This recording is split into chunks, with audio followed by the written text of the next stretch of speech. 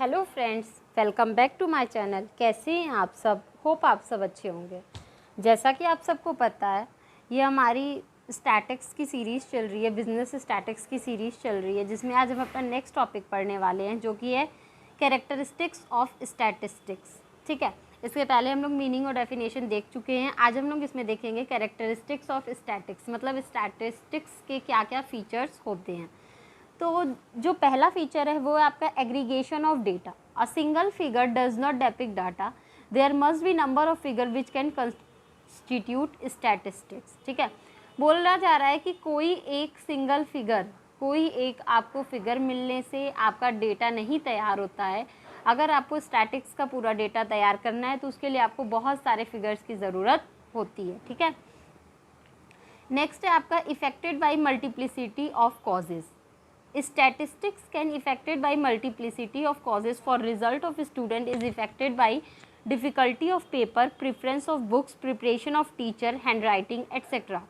बोला जा रहा है कि जो भी स्टैटिक्स पे किसी भी चीज़ का असर पड़ता है तो उसके पीछे बहुत सारे रीजंस होते हैं। जैसे एक यहाँ पे छोटा सा एग्जांपल लिया गया है कि मान लीजिए बच्चों के रिजल्ट्स के बारे में बात हो रही है कि उनका रिजल्ट अच्छा है या ख़राब है, तो उसके पीछे बहुत सारे कारण हो सकते हैं। जैसे कि पेपर कितना डिफ़िकल्ट या इजी आया था, वो बच्चा जो है कौन सी बुक प्रीफर करता है, उसके टीचर ने कैसा उसको प्रिपरेशन कराया है और उसकी हैंडराइटिंग कैसी है। ठीक है, और उसकी हैंडराइटिंग कैसी है। तो बहुत सारे बच्चे ऐसे होते हैं जिनकी हैंडराइटिंग बहुत गंदी होती है, वो अच्छे से पढ़ाई नहीं करते हैं, उनके टीचर जितना भी पढ़ा ले वो नहीं पढ़ते हैं, वो कोई अच्छी सी बुक नहीं प्रीफर करते हैं पढ़ने के लिए, और अगर उसमें पेपर बहुत डिफ़िकल्ट आ गया तो वो क्या करते हैं, एग्ज़ाम में अच्छे नंबर्स नहीं गेन कर पाते हैं। तो इसीलिए बोला जा रहा है कि मान लीजिए कोई स्टूडेंट है, उसके रिजल्ट्स के पीछे अच्छा या ख़राब आने के पीछे बहुत सारे रीज़न होंगे। ये तो बस एक छोटा सा एग्जाम्पल लिया गया था। वैसे बताना इसमें ये चाह रहा है कि जो भी स्टैटिक्स होते हैं उस पर जो भी इफ़ेक्ट पड़ता है उसके पीछे बहुत सारे रीज़न्स होते हैं, कोई एक पर्टिकुलर रीज़न नहीं होता है। नेक्स्ट है आपका न्यूमेरिकली एक्सप्रेस। जैसा कि हम सब लोग जानते हैं स्टैटिक्स क्या है, न्यूमेरिकली एक्सप्रेस किया जाता है। ठीक है, इसमें जितने भी डाटा होते हैं सबको न्यूमेरिकली एक्सप्रेस किया जाता है, मतलब नंबर के फॉर्म में एक्सप्रेस किया जाता है। जैसे कि एक एग्जांपल दिया है 30 kg, 40 kg, 5 फीट, 6 इंच, ऐसे। तो सारा देखिए, आप जो भी देखिए सारा डेटा जो है वो क्या है, आपके नंबर के फॉर्म में एक्सप्रेस्ड है। जो नेक्स्ट है आपका वो है collected in systematic manner. If an investigator want to collect data related to member of family in particular region, then he or she have to collect it by serial wise house number.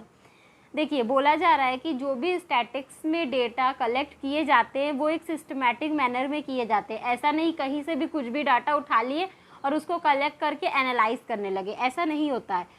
जब भी statics में कोई भी data collect किया जाता है तो वो एक सिस्टमैटिक तरीके से किया जाता है, सीरियल नंबर वाइज किया जाता है।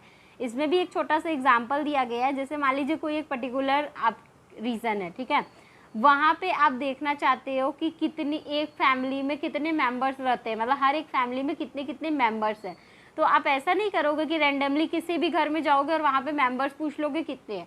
आपको ऐसा नहीं करना होगा। आपको क्या करना होगा, सीरियल नंबर वाइज आपको हर एक हाउस में जाना होगा, सीरियल नंबर वाइज। मतलब पहले आप फर्स्ट हाउस में गए, फिर सेकंड में जाओगे, फिर थर्ड में जाओगे, फिर फोर्थ में जाओगे, और हर एक हाउस से आप क्या करोगे, डेटा को कलेक्ट करोगे कि हर एक फैमिलीज़ में कितने मेंबर्स रहते हैं। ठीक है, तो इसीलिए बोला जा रहा है कि जो भी चीज़ें होती हैं यहाँ पे सिस्टमैटिक तरीके से होती हैं।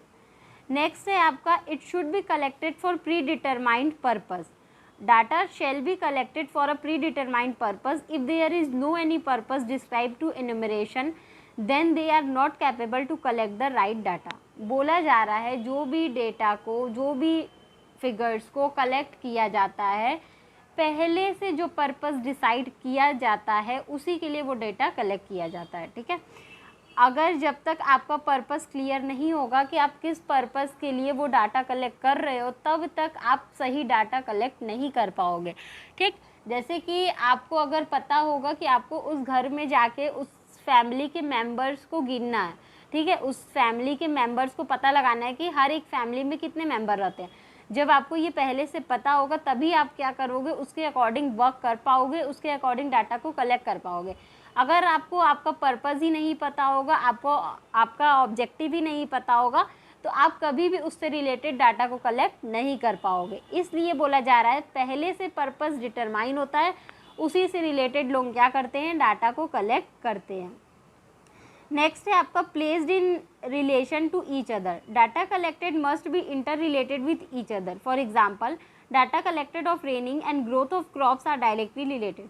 देखिए बोला जा रहा है कि जो भी डाटा कलेक्ट किए जाते हैं वो आपस में एक दूसरे से क्या होते हैं, इंटर रिलेटेड होते हैं। अब इंटर रिलेटेड आपस में कैसे होते हैं, जैसे कि बरसात कितना हो रहा है, इससे रिलेटेड डाटा कलेक्ट कर लिया गया, और क्रॉप्स कितना ग्रोथ हो रहा है, इससे रिलेटेड डाटा कलेक्ट कर लिया गया।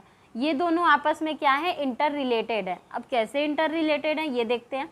अब जैसे कि मान लीजिए हमें पता चला कि इतनी बारिश हो रही है, ठीक है, और फिर हम उसके बाद देखेंगे कि वो बारिश होने के वजह से क्रॉप कितना अच्छा ग्रोथ कर रहा है, या बारिश का असर जो है वो क्रॉप पे कैसे पड़ रहा है, अच्छा पड़ रहा है या ख़राब पड़ रहा है। इसीलिए बारिश का और क्रॉप का जो भी डाटा कलेक्ट किया जा रहा है वो दोनों आपस में एक दूसरे से इंटर रिलेटेड है। नेक्स्ट है आपका इट शुड बी एस्टिमेटेड और एन्यूमरेटेड एक्यूरेटली।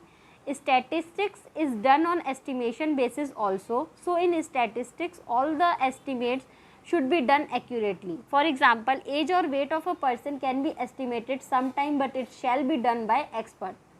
बोला जा रहा है कि स्टैटिक्स में भी कभी कभी एस्टिमेशन से, मतलब एक जैसे राउंड ऑफ फिगर होता है ना, कि एक अंदाज़ा से कर लिया जाता है कि ठीक है इसका ये चीज़ इतना हो सकता है या इतना होगा। तो बोला जा रहा है स्टैटिक्स में भी एस्टिमेशन यूज़ होता है, और वही क्या किया जा रहा है, इसीलिए स्टैटिक्स में एस्टिमेशन जो किया जाता है वो बिल्कुल सही किया जाना चाहिए। अब जैसे कि मान लीजिए किसी पर्सन का आपको एज या वेट क्या करना है, कलेक्ट करना है, तो ये तो एक अप्रॉक्स आप लगा सकते हो। अब हर एक पर्सन के पास आप जाके उसका वेट आप नाप नहीं सकते हो, ठीक है, ये क्या होता है, एस्टिमेशन होता है, आप लगा सकते हो, और एक अप्रॉक्स इसकी वैल्यू आती है कि हाँ इसका वेट इतना है। वो आगे चल के बढ़ भी सकता है और घट भी सकता है।